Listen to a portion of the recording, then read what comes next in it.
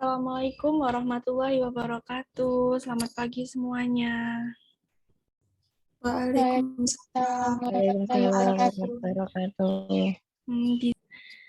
Nah, untuk sebelum melakukan pembelajaran, marilah kita berdoa terlebih dahulu sesuai dengan kepercayaan dan keyakinan masing-masing. Berdoa dimulai.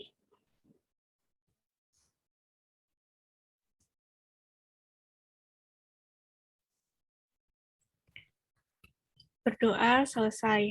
Untuk selanjutnya, saya akan melakukan presensi terlebih dahulu.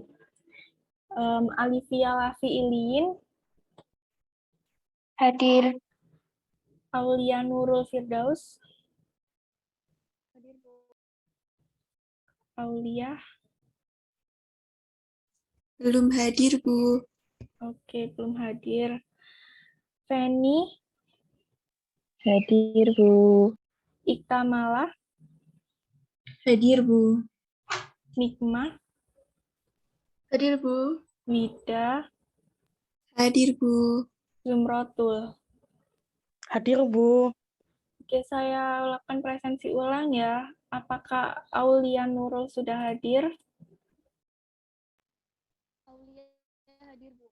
Oke, sudah hadir ya. Berarti masuk semua.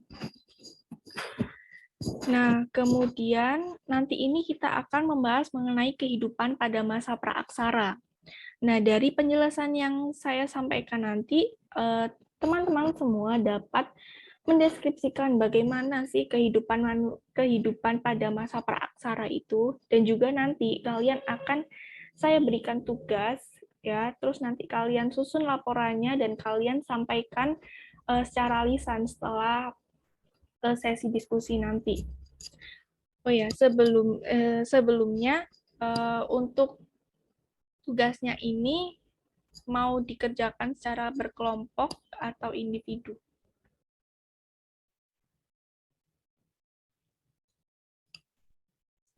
Berkelompok saja, Bu. Oke, berkelompok ya. Untuk kelompoknya nanti akan dibagi setelah saya menyampaikan materi.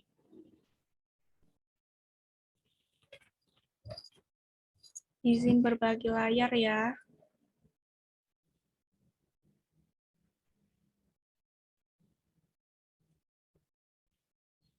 Apakah sudah terlihat? Sudah.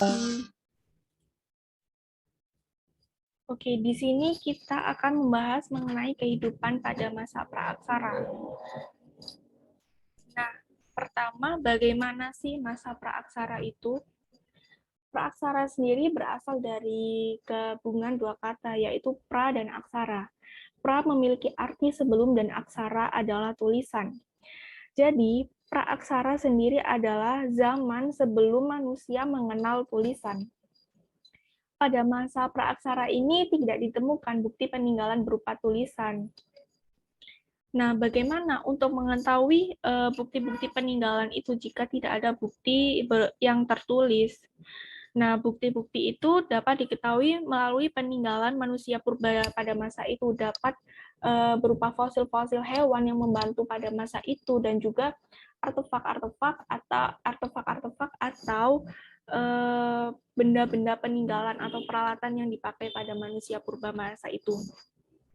Dan bangsa Indonesia sendiri ini tuh pada sekitar tahun 400 Masehi itu telah meninggalkan masa praaksara. Jadi pada masa itu bangsa Indonesia itu telah mengenal tulisan dalam kehidupannya. Dan ini adalah salah satu bukti peninggalan yang ada yang berupa tulisan. Dapat dilihat dari sini itu terdapat ukiran-ukiran yang dimana terdapat huruf-huruf dengan menggunakan bahasa Sanskerta. Kemudian masuk pada periodisasi masa praaksara. Periodisasi masa praaksara ini dibagi menjadi 3, yaitu berdasarkan geologi, arkeologi, dan perkembangan kehidupan. Yang pertama akan kita bahas adalah periodisasi masa praaksara berdasarkan geologi. Yang pertama ada zaman Arkaikum. Zaman Arkaikum sendiri ini merupakan zaman tertua pada sejarah perkembangan bumi. Zaman ini berlangsung sekitar 2.500 juta tahun yang lalu, dan pada masa ini tuh bumi masih belum stabil. Jadi kulit bumi itu masih dalam proses pembentukan dan udara di bumi itu masih sangatlah panas sehingga tidak ditemukan tanda-tanda kehidupan pada masa ini. Kemudian ada zaman Paleozoikum. Zaman ini berlangsung sekitar 340 juta tahun yang lalu. Dan di sini kulit bumi sudah mulai terbentuk. Kemudian sudah ada tanda-tanda kehidupan. Nah, tanda-tanda kehidupan ini dibuktikan dengan adanya binatang-binatang kecil yang tidak bertulang belakang, seperti ikan, amfibi, dan reptil. Akan tetapi, meskipun sudah ada tanda-tanda kehidupan di bumi ini itu masih belum stabil, sehingga makhluk hidup pada masa itu sulit beradaptasi dengan lingkungan. Kemudian, terdapat zaman Mesozoikum. Zaman Mesozoikum ini terjadi sekitar 140 juta tahun yang lalu. Dan kehidupan pada zaman ini itu juga sudah mulai berkembang. Nah, untuk makhluk hidup yang hidup pada masa Mesozoikum ini itu adalah hewan-hewan reptil yang berukuran besar atau yang sering kita sebut dengan dinosaurus. Dan pada masa Mesozoikum ini itu juga dibagi menjadi 3 tahap, yaitu Trias, Jura, dan Kalsium. Pada tahap Trias ini, makhluk hidup pada masa itu adalah ikan, amfibi, dan reptil. Pada masa Jura, makhluk hidup itu hanya adalah reptil dan sebangsa katak. Dan pada tahap kalsium ini sudah terdapat burung dan juga tumbuhan berbunga. Dan kemudian terdapat zaman Neozoikum. Zaman Neozoikum sendiri ini terjadi sekitar 60 juta tahun yang lalu. Keadaan di bumi pada masa ini tuh sudah baik.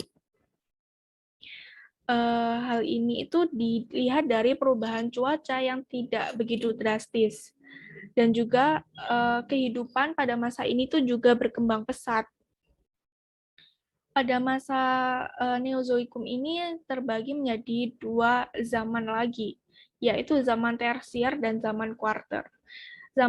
Pada zaman tersier ini sudah hewan-hewan reptil atau dinosaurus tadi itu sudah mulai berkurang jumlahnya, dan mulailah munculnya binatang menyusui dan juga beberapa jenis monyet dan kera yang juga hidup pada masa itu. Dan pada akhir zaman tersier ini juga ada jenis kera manusia atau yang disebut dengan primate. Kemudian ada zaman kuarter. Zaman kuarter sendiri ini terjadi sekitar 3 juta tahun yang lalu. Pada zaman kuarter ini sudah ada tanda-tanda kehidupan manusia. Pada zaman kuarter ini dibagi lagi menjadi zaman Pleistocene dan Holocene. Zaman Pleistocene sendiri ini terjadi sekitar 600.000 tahun yang lalu. Zaman Pleistocene sendiri ini terdapat beberapa lapisan. Ada lapisan Pleistocene bawah, lapisan Pleistocene tengah, dan lapisan Pleistocene atas. Pada lapisan Pleistocene tengah ini, jenis manusia yang ditemukan adalah Meganthropus paleojavanicus dan Pithecanthropus mojokertensis. Pada lapisan Pleistocene tengah terdapat manusia purba dengan jenis Pithecanthropus erectus dan Pithecanthropus solensis awal. Dan pada lapisan Pleistocene atas, manusia purba yang hidup pada masa ini adalah jenis manusia Pithecanthropus solensis akhir dan jenis manusia Homo. Kemudian pada zaman Holocene ini ini terjadi sekitar 20.000 tahun yang lalu, dan manusia purba yang hidup pada masa ini adalah Homo sapiens dan Homo wajakensis. Kemudian masuk pada periodisasi masa praaksara berdasarkan arkeologis. Pada zaman ini dibagi menjadi 2 zaman, yaitu zaman batu dan juga zaman logam. Yang pertama akan kita bahas adalah pada zaman batu. Zaman batu sendiri terbagi menjadi 4. Ada zaman Paleolitikum, Mesolitikum, Neolitikum, dan Megalitikum. Pertama, pada zaman batu tua atau Paleolitikum ini terjadi sekitar 600.000 tahun yang lalu. Pada masa ini, manusianya itu masih nomaden atau hidup berpindah-pindah. Peralatan yang dibuat pada masa ini itu juga terbuat dari batu-batu kasar yang masih belum dihaluskan. Nah, batu-batu itu dan peralatan itu berupa kapak genggam, kapak penetak, dan alat serpih.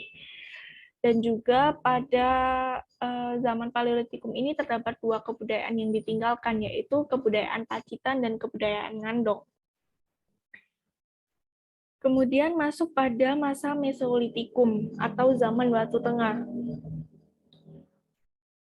Pada masa Mesolitikum ini, manusia sudah mulai hidup menetap, meskipun tidak semuanya. Dan juga terdapat kebudayaan Keukenmodinger dan Abrisozoic. Apa sih Keukenmodinger itu? Nah, Keukenmodinger itu berasal dari kata kyoken yang artinya dapur dan moding yang artinya sampah. Nah, jika digabungkan adalah sampah dapur. Nah, sampah dapur seperti apa sih Keukenmodinger itu? Nah, sampah dapur ini itu berupa tumpukan-tumpukan cangkang kerang dan juga cangkang siput oleh manusia purba itu sehingga menjadi bukit. Nah, bukit itulah yang fosil dari tumpukan-tumpukan cangkang kerang dan siput tadi itu yang menjadikan Keukenmodinger ini. Dan Abrisozoic. Abrisozoic ini adalah sebuah gua yang digunakan sebagai tempat tinggal manusia purba yang berfungsi sebagai tempat perlindungan dari cuaca dan juga binatang buas. Kemudian masuk pada zaman batu muda atau Neolitikum. Pada zaman ini, manusia purba sudah hidup menetap. Jadi sudah tidak nomaden lagi, dan mereka juga telah mengenal cara bercocok tanam meskipun dalam taraf yang sederhana. Dan juga sudah bisa menghasilkan makanan sendiri atau food producing. Dan kemudian zaman batu yang terakhir adalah zaman batu besar atau Megalitikum. Pada zaman ini itu pendirian mereka itu ada yang namanya tradisi megalitik, yang mana mereka itu membangun batu yang berukuran besar yang ditujukan untuk sebagai penyembahan untuk roh-roh nenek moyang yang telah meninggal seperti itu. Nah, untuk benda-bendanya itu ada dolmen, sarkofagus, dan punden berundak ataupun menhir. Gitu. Nah, ini merupakan contoh-contoh alat peninggalan dari zaman batu ya. Ini dapat kita lihat alat serpi ini adalah untuk menguliti hewan atau memotong hasil-hasil buruan itu. Nah, ini Abrisosaurus ini ya, seperti yang kita ketahui adalah goa. Keukenmodinger ini adalah bukit-bukit dari tumpukan kerang dan tumpukan cangkang kerang dan siput. Terus ini ada dolmen. Dolmen ini adalah meja batu untuk meletakkan sesaji. Terus ini ada sarkofagus, ini adalah keranda batu. Jadi mungkin ini untuk meletakkan jasad dari nenek moyang itu. Dan adalah menhir ini adalah ditujukan sebagai tempat pemujaan. Jadi ini merupakan tempat roh-roh nenek moyang itu tadi. Nah, kita memasuki masa praaksara berdasarkan arkeologis pada zaman logam. Nah, pada zaman logam ini terbagi menjadi dua zaman, yaitu zaman perunggu dan juga zaman besi. Zaman perunggu ini, pada zaman perunggu ini terdapat masyarakat yang disebut dengan Proto Melayu. Nah, mereka masuk ke Indonesia sekitar 300 sebelum Masehi. Dan pada masa ini juga telah dikenal dengan teknologi undagi atau tukang. Dan juga pada masa ini telah mengenal sistem barter dan kebudayaan yang cukup dikenal pada masa ini adalah kebudayaan Dongson. Kemudian zaman besi. Zaman besi ini banyak dihasilkan benda-bendanya hanya berupa peralatan hidup dan senjata saja. Akan tetapi tidak banyak yang ditemukan peralatannya karena sifat besi sendiri itu adalah mudah berkarat. Jadi kemungkinan sudah banyak yang rusak pada masa itu. Nah, ini adalah peninggalan-peninggalan pada pada zaman logam ya, yang terbuat dari perunggu. Kemudian masuk pada periodisasi masa praaksara berdasarkan perkembangan kehidupan. Nah, pertama ada berburu dan mengumpulkan makanan. Berburu dan mengumpulkan makanan ini terbagi menjadi dua. Ada yang tingkat sederhana dan tingkat lanjut. Pada tingkat sederhana ini, mereka masih hidup. Mereka hidup itu di tempat yang banyak air dan bahan makanan. Dan dalam pengolahan makanan, mereka juga masih menggunakan peralatan yang sangat sederhana atau batu-batu yang masih belum dihaluskan. Mereka juga masih hidupnya nomaden atau masih berpindah-pindah. Dan pada tingkat lanjut, mereka sudah mulai hidup menetap, mulai mengenal cara bercocok tanam yang sederhana. Nah, tanaman yang ditanam pada masa itu adalah kacang-kacangan, umbi-umbian, mentimun, dan juga padi. Terus, ya, dan pada masa ini tuh mereka sudah mulai bisa bagaimana sih cara menghaluskan batu. Jadi sudah bisa mengelola batu gitu. Dan kemudian masa bercocok tanam. Pada masa ini mereka sudah bertempat tinggal, menetap di suatu perkampungan. Jadi mereka itu sudah mulai tinggal berkelompok dan juga mengenal dengan sistem kepemimpinan. Sistem kepemimpinan mereka adalah sistem primus inter pares. Jadi yang menjadi pemimpin di suatu wilayah itu adalah orang-orang tua, adalah tokoh yang disegani, dihormati dan ditaati oleh penduduk sekitarnya. Jadi yang paling dihormati gitu ya untuk bisa menjadi pemimpin di masa itu. Dan juga sudah mengenal pembagian tugas. Pembagian tugas seperti apa sih? Nah, pembagian tugas ini adalah tugas-tugas yang berat itu diberikan kepada laki-laki. Jadi misalkan pembagian tugas untuk membangun rumah, membuat perahu, menyiapkan ladang, itu dilakukan oleh laki-laki. Nah, sedangkan yang perempuan adalah menabur benih di ladang, merawat rumah, dan kegiatan-kegiatan lain yang tidak memerlukan banyak tenaga. Dan kemudian pada masa ini tuh juga sudah mulai berkembang yang namanya kepercayaan. Jadi mereka itu percaya bahwa roh yang seseorang yang telah meninggal itu tidak lenyap begitu saja. Mereka itu memiliki kehidupan lain di alam lainnya begitu, sehingga mereka itu pada orang-orang yang meninggal pada masa itu adalah membawakan bermacam-macam barang keperluan sehari-hari seperti perhiasan dan periuk yang dikubur bersama-sama. Hal ini dimaksudkan agar perjalanan orang yang meninggal menuju alam arwah dapat terjamin dengan baik gitu. Kemudian memasuki masa perundagian. Dan pada masa perundagian ini telah dikenal dengan sistem teknologi pertukangan atau undagi. Gitu. Dan pada masa ini sudah merupakan berkembang pesat dalam membuat peralatan. Karena setelah yang kita tahu ini tuh ada pada zaman logam, karena logam sendiri dalam pembuatannya itu harus diolah, dilebur terlebih dahulu, tidak hanya dipecah-pecah seperti batu. Dan juga pada masa ini tuh juga telah dikenal dengan sistem perdagangan. Nah, dari sini tugas kalian adalah menganalisis kedua gambar di bawah ini. Ya kan? Nah, tugasnya adalah apa? Ini suku Korowai ini masih ada di Indonesia dan masih ada hingga saat ini. Apakah ada kesamaan pola kehidupan dari kedua gambar tersebut ini antara suku Korowai saat ini dan manusia purba pada masa lalu? Ini adalah tugas kalian nanti. Dan juga carilah suku di Indonesia yang masih bertahan hidup seperti manusia purba yang berburu dan meramu atau masih tinggal bergantung pada alam. Dan cari alasan mengapa mereka masih tinggal di hutan dan tidak mau menerima modernisasi gitu. Sampai di sini apakah ada pertanyaan?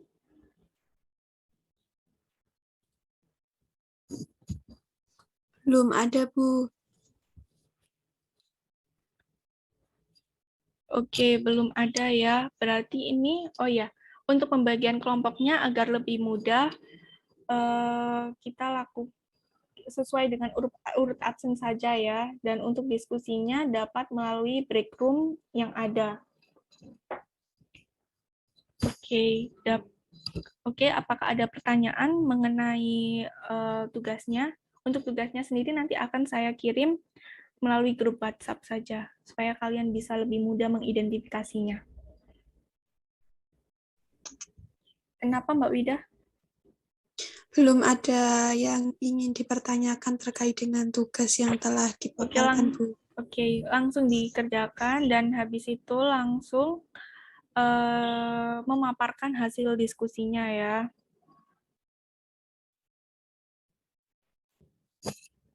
Baik, silakan bagi kelompok yang sudah siap untuk melakukan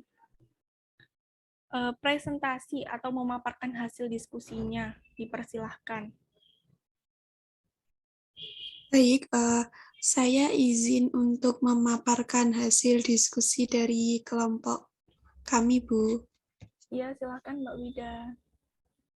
Baik, dari hasil diskusi yang telah kami lakukan, kami dapat mengambil kesimpulan bahwa suku Korowai yang masih hidup di dalam hutan dan tinggal di rumah pohon sederhana, sebagian besarnya mereka memperoleh makanan itu bergantung dari alam. Kemudian mereka mengenal cara memasak makanan. Berdasarkan perkembangan kehidupan, menurut kelompok kami, suku ini termasuk ke dalam periodisasi bercocok tanam. Hal ini dikarenakan mereka tinggal berkelompok dan telah membuat tempat tinggal sederhana, yaitu rumah pohon setinggi 50 meter.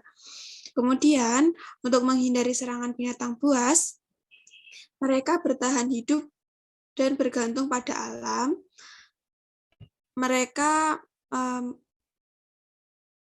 mencari sumber makanan ini melalui kegiatan bercocok tanam. Kemudian yang kedua ada suku Polahi. Suku Polahi ini hidup di pedalaman hutan Balio Huto di Gorontalo dulu. Warga Gorontalo memilih untuk meninggalkan rumahnya dan masuk ke hutan untuk kabur dari penjajahan Belanda. Mereka kemudian menetap di hutan bahkan sampai Indonesia sudah merdeka. Kata Polahi sendiri memang berarti pelarian. Sampai sekarang anggota suku ini menolak untuk berinteraksi dengan orang luar suku. Mereka menganggap orang-orang luar adalah penjajah. Mungkin itu saja yang dapat saya sampaikan. Terima kasih. Baik, terima kasih kepada masing-masing perwakilan kelompok yang tadi sudah memaparkan jawab hasil diskusinya ya. Dari sini dapat saya lihat ya, bahwa kalian itu telah memahami apa saja sih yang terjadi di kehidupan pada masa praaksara, dan kalian juga dapat mengidentifikasi kesamaan dari kehidupan suku yang ada di Indonesia yang belum menerima modernisasi dan dengan kehidupan pada manusia purba masa itu. Nah, untuk kesimpulan pada pertemuan kali ini adalah periodisasi kehidupan pada masa praaksara juga masih digunakan hingga saat ini, yaitu mulai dari bercocok tanam, hidup berkelompok juga adalah hasil dari kehidupan masa praaksara. Oke, untuk pertemuan kali ini kita cukupkan sampai di sini saja ya, dan juga kalian jangan lupa untuk mempelajari materi bab selanjutnya. Sekian dari saya, mohon maaf apabila terdapat kekurangan dalam pembelajaran dan juga penyampaian materi. Wassalamualaikum warahmatullahi wabarakatuh. Waalaikumsalam warahmatullahi wabarakatuh. Terima kasih, Bu. Iya, terima kasih kembali.